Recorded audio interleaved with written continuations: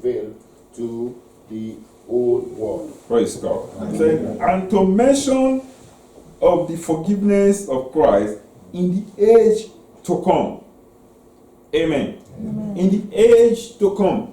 So we still understand that this topic is a very clear one. Amen. They gave us this topic and they answer it in the introduction. Praise God. So, amen. I'm sorry, I'm just going to ask this again. Apart from the Roman Catholic Church, is there any other denomination that we know to preach this doctrine of purgatory? No, I'm not sure.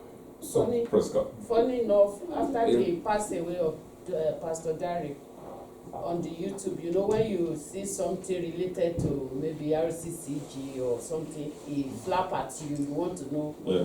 The person said he have a revelation and he saw Pastor Derek, and then she was praying for him. She was praying for him, and then God told her that Pastor Derek is in purgatory. How can you be praying for the dead, number one, and then God told you it's in purgatory, when purgatory is not even in the Bible? So revelation and dream and this thing, you just have to be careful. We have a lot of rubbish. Amen. Praise God. It's also reading. I don't know, you know those people on YouTube who just... Amen. Apart from Catholic, Muslims also, indirectly or imperfectly, also believe in purgatory. Yeah. So they also pray for the dead. Amen. Yes. Praise God. And God will help us in Jesus' name. We understand when we check the understanding, when we check out, we understand in Catholic, as you said, when we check the meaning of a purgatory, the only denomination that is recognized that practice, when you search for it, is in Catholic. Amen. So it's a place or a state of doctrine, suffering, inhabited by the soul of a sinner who are expiating their sin before going to heaven. Praise God. Amen. Praise God. Yeah. So if the Roman Catholics are misleading the people with this doctrine of purgatory, then the question is, what else are they lying about? Because if this is what they're... Praise God. Amen. Praise God. They have their doctrine. Praise God. It's doctrine. Yeah. Like somebody said, she dreamt and she was praying for somebody. So it's now my duty to believe or debunk it.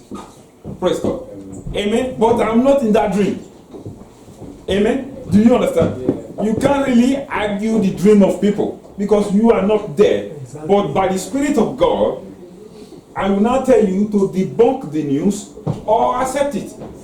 It now depends on you to take the responsibility with the backing of the Bible. Now, if you are a child of God with the Word of God in you, you should understand that when any dream is coming out, you know that it's from God or it's not from God. Then you have the Spirit to discern. Amen. And God will help us in Jesus' name. Amen. Amen. The analog made in 1 Corinthians 3:11-15 affect only believers that have made it to heaven and are waiting their reward at the judgment seat of Christ. Sinners or unbelievers are not included here. Said they go straight to hell.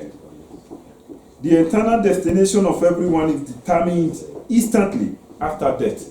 As we read from Hebrew chapter number 9 verse 27. He said, after death, there is judgment. Praise God.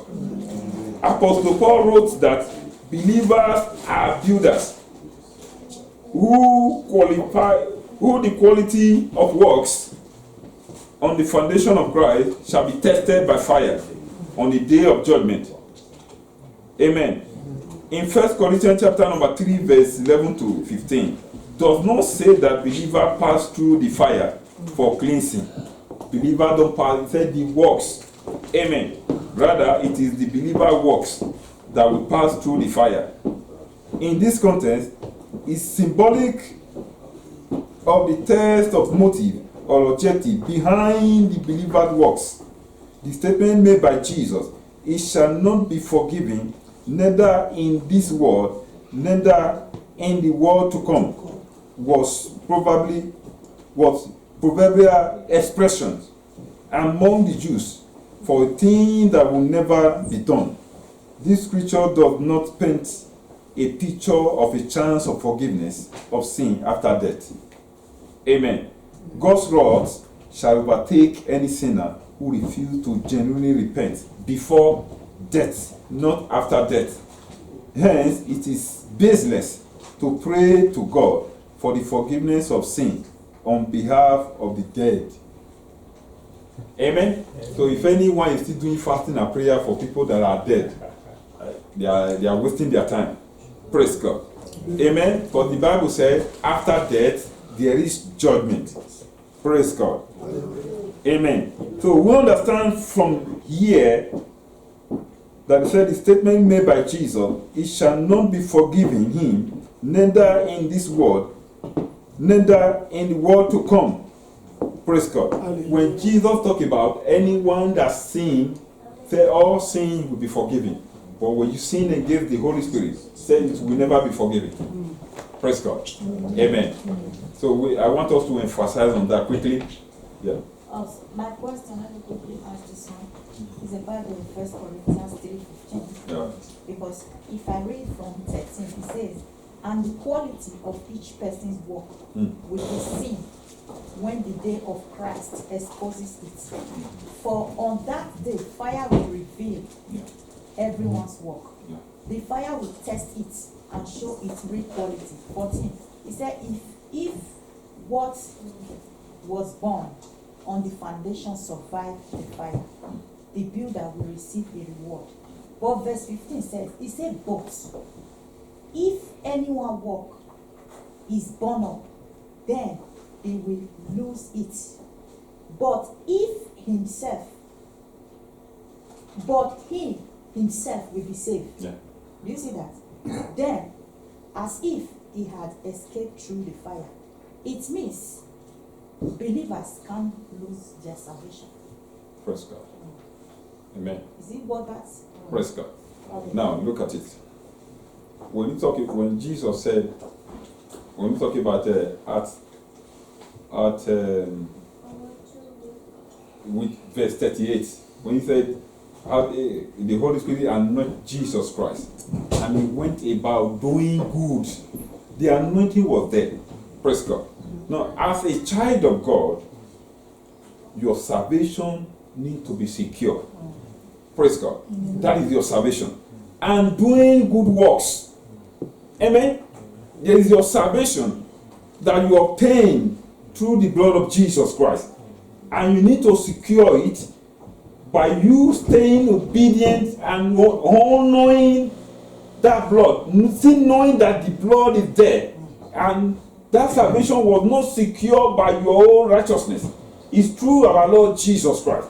And being obedient to Him, praise God, to maintain that salvation. But you doing good works. Amen? You doing what you are supposed to do.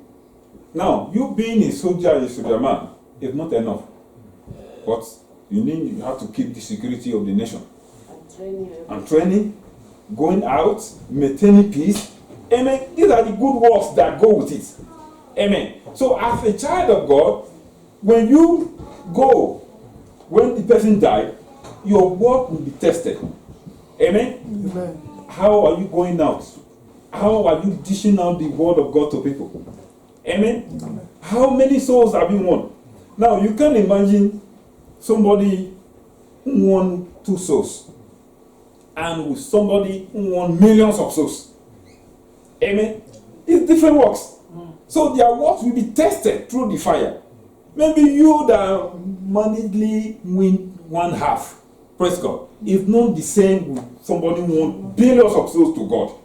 Praise God. When their word is tested, and there are people who don't even win souls before they die, but they are saved.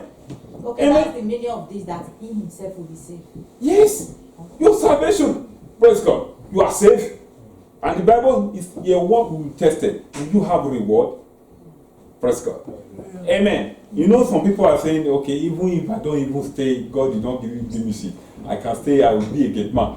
So people are praying for it. So far I will enter heaven. If I enter heaven now, I can be a gate man. Praise God. Amen. All right. Can I just say something? Yeah. I think the work is a different thing, our salvation. Yeah. Through Christ. Through Christ. When you say test our God through fire, I think it refers to the motive. Like if you're giving for anybody. That's the good why- works. Yeah. The good Like, works. Are you giving for people to praise you? Are you giving out of love?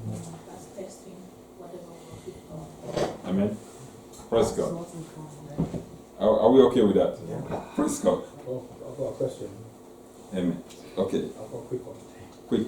Yeah, So that we move to the next one. how many souls did Jeremiah win? Praise God. Amen. Praise God. I don't know. Jeremiah Fabode. Praise God. Praise God. God will help us. Amen. Praise God. Amen. Jeremiah is a prophet. Yes, Not an okay. evangelist. That's a good one. Did this word pass through the fire? Because when Jeremiah was preaching, as he was preaching, the nation was going into exile. Praise God. Yeah, all of it. Okay, Yeah. you are making that excuse for him now. Amen. Praise God. There is nobody to preach to because they were going on inside. No, They are locked but down. he was preaching, but nobody They are in repented. lockdown. That's what we are saying. Yeah. I wanted to go out, but the people were in lockdown. Praise God. God will help us in Jesus. Amen. Praise God. Amen. Debunking the wrong concept. Amen. Purgatory, like many other heretical belief, is based on a misunderstanding of the nature of Christ's sacrifice. We understand that. The proponent of purgatory fail to understand that Jesus once for all sacrifice was absolutely and perfectly sufficient. And Paul said, the grace what? Is sufficient. The grace we obtain through our Lord Jesus Christ is sufficient for us. Amen. And Christ said, it is what? Finished. Amen. That is why most of the time I said in my family, I said, I can't die for anybody. Praise God. Say, if you die for anybody, now you die in vain. Because Jesus has already died for me. So there's no point of anyone dying for anybody, even in your family. Amen. You don't have any right to die for anybody. Because Jesus died for you and said, it is finished. You don't die for God. I will do it and die for God. No. You can die while serving God. Amen? Praise God. But you don't die for him because you are too small to die for God. Amen? Jesus died for us. So if you are dying for God, that is you are reciprocating. You think Jesus died for me and I will die for God. Which one is higher? Jesus died for us, we die for God. Praise God. Amen. So we don't die for God because Jesus said it is finished. So his death is sufficient for us. Praise God. That does not mean that if anyone wants to die for anybody, you are very free. What will that bring?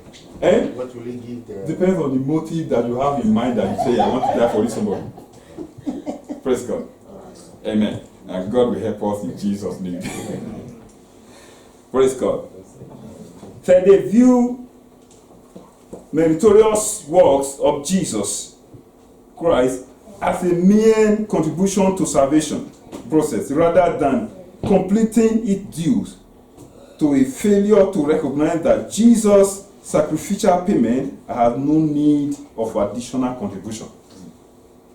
Amen. Similarly, purgatory is understood by them as a place of cleansing in preparation for heaven. There is no second place to prepare you for heaven. You prepare here on earth for heaven. Praise God. Amen. They also base their teaching on the practice of praying for the dead because they fail to recognize that the death of Jesus was enough to pay the full penalty for all the sins of mankind once and for all. Jesus, who was God incarnate, in John chapter number 1 and 14, we understand that John. Amen. They paid an infinite price for our sin. Jesus died for our sin. Jesus is the atoning sacrifice for our sins. The idea that we must suffer for our sin after death to gain forgiveness and admittance to heaven is contrary to everything the Bible says about salvation. Praise God. Amen. Praise God. Praise God. Now, we understand from all their explanation now that we should debunk this doctrine. Amen. There is no second place to prepare you. If you sin now, people don't want to mention death when they are in the altar. Praise God. Amen. People want to go to heaven. Nobody wants to die. Praise God. If I say now, how many people want to go to heaven here? Now? Not now. Why do you ask that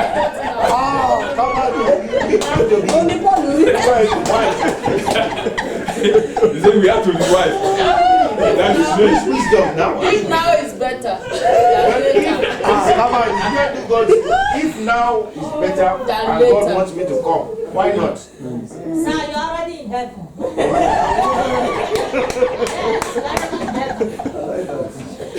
Praise God. The way our explanation, we know that we are not crazy. The way we are doing it, if God said, Did you see anybody answer you when you said? Everybody was quiet. praise God. Amen. Praise God. Amen. So God don't look at the way we look at things. Amen.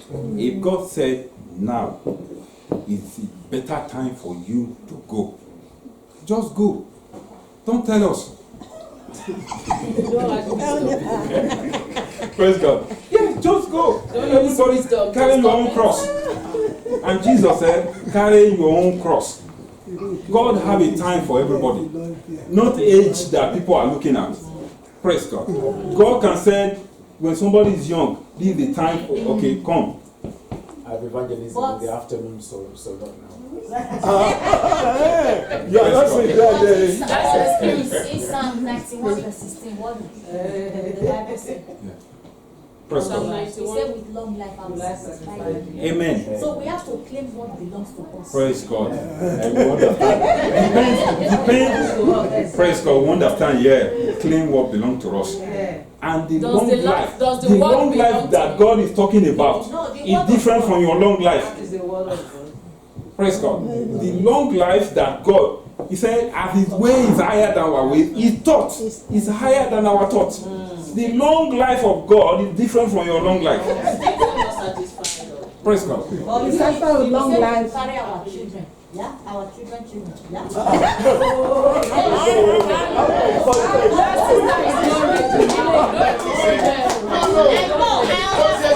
We should multiply. We should live old. Praise God. The Bible says 125 years. Oh, thank you. That's why we have 200 million in Nigeria. Okay. I understand. I understand where we are coming from. Praise God. Amen. Now, I myself, I'm not ready now because I still need to take many Sunday school. Praise God. Amen. God will help us in Jesus. Praise God. All right, quickly, let's read the First John 2:2. 1 John 2:2. Praise the Lord. 1 John 2:2, it says, and He is the propitiation for our sins, and not for ours only, but also for the sins of the whole world. Praise God. Amen. That is Jesus. He said, it is enough. Praise God. Amen. So if really you are a child of God, you shouldn't be thinking of if I die now, I will be asking for forgiveness. If you believe that Jesus has paid it all. Amen. If you trust in Him, you believe in Him, you know that He's the only way. Praise God. Praise God. There is no point of thinking that if I die now, there is going to be a place for you. There is no place like that in the Bible that I will ask for forgiveness of sin. Amen. So if that place exists, I believe some of us, not everyone, some of us will keep our old ways of life. Then after death now, I will ask God forgive me. Praise God. Amen. But it is not possible. After death, there is judgment.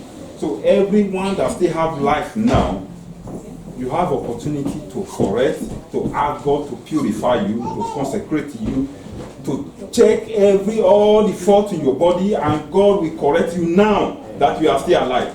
But after death, there is no second chance. Amen. But people in the cemetery don't talk. Amen. So once somebody is in the cemetery, you keep short. There's a law that says shut up. Amen. You can't ask for forgiveness. You wait for your judgment. Amen. And God will help us in Jesus' name. Amen. Let's also read John chapter 1, verse 1 and 14. John 1:1. In the beginning was the Word, Yeah. and the Word was with God, and the Word was God. 14. Verse 14. And the Word was made flesh, and dwelt among us, and we beheld His glory, the glory as of the only begotten of the Father, full of grace and truth. Praise God. Amen. So the only way to our Lord to access God is through what? Jesus Christ. Amen. According to John 14 verse 6. Amen. And we also understand that why did the Bible say that even all your sin will be forgiven. But when you sin against the Holy Spirit, and Jesus said it will never be forgiven. Why? Quickly, let's dwell on that before we round up. Why? We have many teachers in the house. So, to my own understanding of that, blasphemy is a sin. Yeah. And is a worst sin, in the sense that you are saying that you are attributing the power of the Lord to something else. It therefore presupposes that you do not believe in that power. That is the meaning of blasphemy. I'm talking about the English meaning of blasphemy now. And if you look at the place where the blasphemy issue arose in the Bible, it was where the power of the Lord Jesus Christ was attributed or ascribed to Beelzebub. Do you understand? Saying that the power that was used was the power of Beelzebub to heal the sick. Now it was a blasphemy, and when you blasphemy, that means that you do not believe in that power. And when you do not believe in that power, it's an unforgivable sin. And that was in our context there. It was mentioned that even in the world to come, and they also explained it here that is a usage in Jew that this thing cannot, in fact, not even the life to come. Yeah. We cannot do it. You understand? So blasphemy is a sin. It therefore means that you do not believe in that power. And if you do not believe in that power, it means that you cannot also benefit from what you do not believe in. Yeah. Praise God. That's in my own opinion anyway. Yeah. It's not your opinion. It's correct. Praise God. Yeah, I still want to add to that. Amen. I know people will be asking, if I sin, how do we sin against this Holy Spirit that we will never be forgiven? So that we'll be aware of it. Because I don't want to commit sin that will never be forgiven. Amen. False testimony. Eh? False testimony. False testimony. Yeah. Yes. You know, Adam and Eve, they didn't kill anybody. They are unbelievers. I think unbelief, unbelief spirit is stronger than witchcraft. So as a Christian, you should not, have unbelief. Praise God. Amen. Okay, that one now partially explain what Brother Wale was talking. Amen. When you come out and give false testimony, praise God, you are ascribing something that happened in another place to another kingdom. Praise God. Amen. Do we see it now? If you come out that maybe you add something to, you know us now. You add something to the other one to, and maybe your document is out by piling up different information in Africa, and your document is out. You come here. I just go to the lawyer, just submit my document, and the lawyer just told me my document is out. Praise God. Amen. You understand what I'm talking about? Now the foundation of you getting the document is piled up with lies. Praise God. That is not from God. You are giving a false testimony. Praise God. Amen. That is not how to explain the power of God. If you go there, you apply in your true information, everything is true, and it came out. That is where the power of God moves. It moves in a very clear foundation. Amen. So if you tell lies all around and pile it up and it came out, it's not you come here and say that you are not telling people that you pile up lies. You are just saying that your document came out like that. Amen. You are giving a false testimony. Praise God. And in another way, now in John chapter number 16, verse 8 to 9, quickly let's read that. So that I'll just get this one done. Talking about the Holy Spirit. When we sin against him, John chapter number 16, 8 to 9, quickly. And when he came, he will convict the world of its sin and of God's righteousness and of the coming judgment. The world's sin is that it refuses to believe in me. Righteousness is available because I go to the Father, and you will see me no more. To what? Praise God. Tonight. Okay, yeah. Praise God. Yeah. Amen. Now we understand that the only one that is involved in convicting you of your sin, making you to know that you sin against God, is the Holy Spirit. And the only one that have the power, the capacity to make you to repent is the Holy Spirit.